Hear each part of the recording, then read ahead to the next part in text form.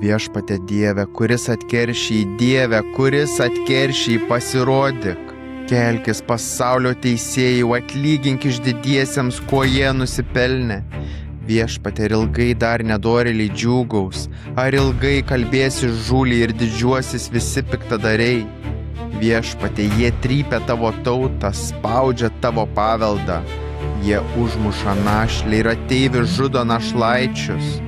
Jie sako, viešpats nemato, Jokūbo Dievas nepastebi. Susipraskite, tautos neišmanėliai, jūs kvailiai, kada išminties įgysite?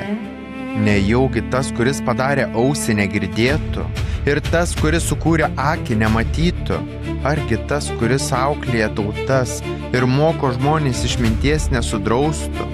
Viešpats žino žmonių mintis, kad jos yra tuščios. Palaimintas žmogus, Viešpatie, kurį tu auklėji ir savo įstatymo mokai, ramybę jam teiki nelaimių dienomis, kol nedorėliui kasama duobė. Juk Viešpats neatmes savo tautos ir neapleis savo paveldėjimo. Teisingumas sugrįš teisėjam ir jo paseks visi tiesaširdžiai. Kas gins mane nuo piktadarių, kas užstos mane prieš skriaudėjus? Jei Viešpats man nebūtų padėjęs, būčiau atsidūręs tylos karalystėje.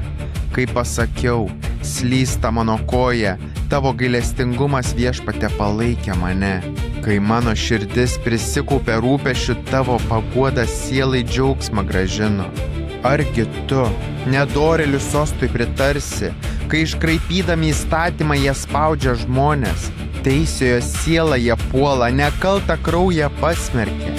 Bet Viešpats yra mano apsauga ir mano Dievas priebėgos uola.